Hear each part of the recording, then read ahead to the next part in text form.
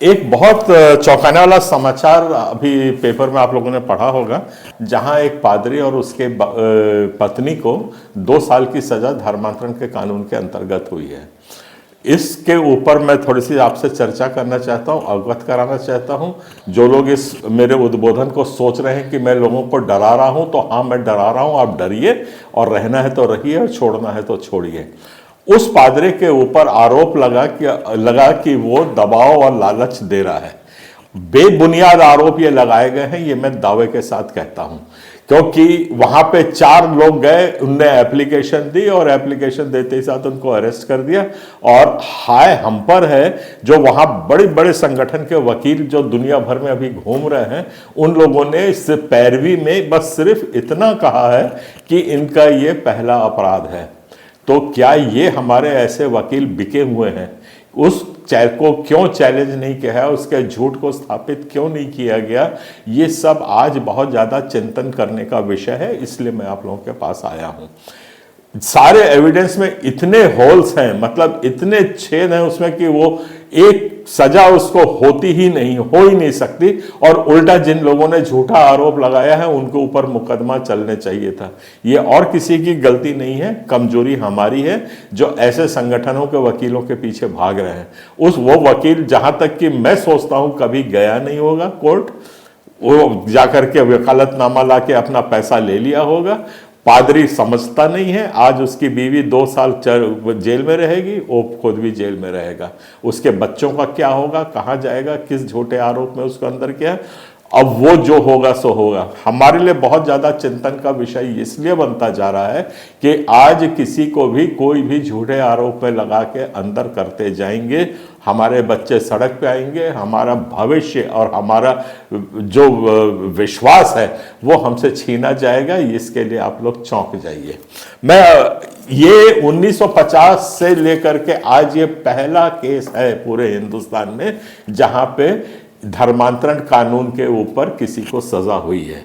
मैं फिर दावे के साथ कहता हूं कि ये धर्मांतरण विधेयक जो है ये असंवैधानिक है, ये गैर कानूनी है, इसको किसी हालत में नहीं लगना चाहिए, किसी भी हालत में इसको लगना नहीं चाहिए। और मध्य प्रदेश में इसका किसी ने विरोध नहीं किया, इसलिए आज वो कानून वहां लगा हुआ है और आज वो भुगत रहा है। आप चौंक जाइए, आपका समाज में एक एक को ऐसे उठा उठा के लेते जाएंगे, आप लोग कुछ नहीं कर पाएंगे। दूसरी बात मैं कहना चाहता हूं कि जो ऐसी बड़ी न्यायिक संस्थाएं हैं, जो हमारे एडवोकेसी के ग्रुप्स हैं, मैं किसी का नाम नहीं लेना चाहता, पर यह बताना चाहता हूं, अभी घूम घूम के कहते छत्तीसगढ़ में कहते फिर रहे हैं, हमारे पादरियों के बीच में, संगठनों और संस्थाओं के बीच में जाके बोल रहे हैं कि छत्तीसगढ़ में जो कानून ला रहे हैं धर्मांतरण विधेयक का, वो बहुत अच्छा है, उससे पादरियों को सुरक्षा मिलेगी। अब आगे इसके मैं कुछ नहीं बोलना चाहता, आप लोग खुद समझिए। आपको सुरक्षा मिलती है सागर के जैसे, तो उन वकीलों के पास जाइए और आराम से जेल में जाइए, खाना खाइए, वहीं पे रहिए, बच्चे भले भीख मांगे सड़क पे रहें, उससे आप जानो और आपका काम जाने। तो उसमें मैं कोई आपके रक्षण संरक्षण के लिए हमारा संगठन नहीं बना हुआ है। हमारा संगठन एक विचारधारा की रक्षा के लिए है, जिस पर हम काम करते रहेंगे। वही अपने संबोधन के दौरान छत्तीसगढ़ क्रिश्चियन फोरम के प्रदेश अध्यक्ष अरुण पन्ना लाल ने बताया कि धर्मांतरण के ये विधेयक इसके पहले भी 2006, 2013 और 2024 में भी लाया गया था, लेकिन उस दौरान विधिक रास्तों को अपना करके क्रिश्चियन फोरम ने इसकी लड़ाई लड़ी। 2006 में 2 गवर्नर के द्वारा यह पारित नहीं किया गया, राष्ट्रपति प्रतिभा पाटिल के द्वारा भी इसमें हस्ताक्षर नहीं किया गया और इस कारण यह ध्वस्त हो गया। वहीं 2013 में सदन में अल्पमत होने के कारण यह पुनः ध्वस्त हो गया और 2024 में भी यह ध्वस्त हो गया। बता दें कि यह तीनों बार ध्वस्त किसी प्रदर्शन की वजह से नहीं, बल्कि कानूनी लड़ाई की वजह से हुआ है। यह बताना लाजमी होगा कि धर्मांतरण गैर संवैधानिक काला कानून है, जिसके लिए छत्तीसगढ़ क्रिश्चियन फोरम लगातार विधिक लड़ाई लड़ रहा है और विधिक लड़ाई का ही परिणाम है कि लगातार ये कानून विधानसभा में ध्वस्त होता आ रहा है। ये कोई सड़कों पर प्रदर्शन करने, बैरिकेड तोड़ने या नारेबाजी करने से नहीं, बल्कि सूझबूझ का परिचय देते हुए विधिक लड़ाई का ही परिणाम है। आज सड़कों का मुद्दा नहीं है, ये बहुत तर्क शक्ति और अक्ल का काम है, जिसमें हमको अंतर्राष्ट्रीय स्तर से मदद लेनी पड़ती है, जिसके चलते आज धर्मांतरण कानून छत्तीसगढ़ में ध्वस्त हो गया है। फरवरी महीने में उस कानून को वापस ले लिया है सरकार ने।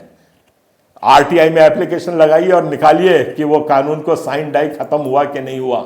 साइन डाई आप नहीं समझते होगे, मैं समझता हूं। समझ लो कि पटल पे रखते ही साथ उसको ध्वस्त कर दिया। बहस वहस की तो दूर की बात, एक्सेप्ट करना नहीं करना नहीं, उस कानून को उठाया, पटल पे रखा, अध्यक्ष महोदय ने को उठा के उसको नीचे फेंक दिया। इसको कहते हैं साइन डाई। आज धर्मांतरण विधेयक तीसरी बार छत्तीसगढ़ में ध्वस्त हुआ है। ये हमारे प्रयास से हुआ है। मैं अपनी तारीफ आज तक नहीं किया था, कुछ बोला नहीं था, पर आप लोगों का रवैया देख के आज मुझको बोलने को आपने मजबूर किया है। अब काम की बात ये मैं कहता हूं और आपको सोचने के लिए मजबूर करता हूं। धर्मांतरण विधेयक को हम मानते हैं कि ये गलत है, गैर कानूनी है, ठीक है। इसके लिए 2005 में 6 में हमने बिल्कुल वो किया था, एक आंदोलन किया था और उन आंदोलन में हमको सफलता मिली थी, ठीक है। 2013 में ये फिर धर्मांतरण विधेयक लाया गया और उसमें भी हमको सफलता मिली। उस वक्त भी ये दूसरी बार ध्वस्त हुआ। अब क्या परिप्रेक्ष्य जो है, आज जिस किस्म की पिक्चर हमारे सामने है वो बहुत चौंका देने वाली है। आप सोचिए, बैरिकेड तोड़ना, धरना प्रदर्शन करना, लाखों की संख्या में पंजाब के वो तो कर ही रहे हैं। उनकी बात सुनी गई क्या? 1000 किसानों ने अपनी जान की आहुति दे दी है, मर गए हैं, 700 किसान मर गए हैं। तो उसके बाद भी जब सरकार नहीं सुनती है तो आपके यहां जगदलपुर से आकर के 4 बैरिकेड तोड़ने से आपकी बात सरकार सुन लेगी?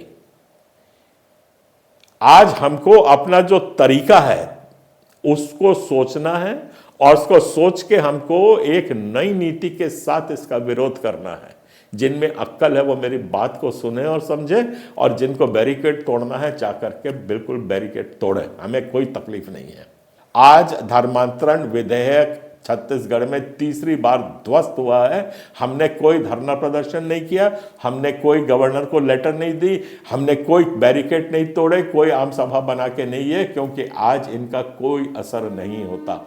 हमको जहां पे जो काम करना था शांति से हम लोगों ने काम किया, अंतर्राष्ट्रीय से लेकर राष्ट्रीय स्तर, और जो जितने भी बड़े अधिकारी जो इनको सोचते समझते हैं और जो दबाव हमें बनाना था वो बनाया है।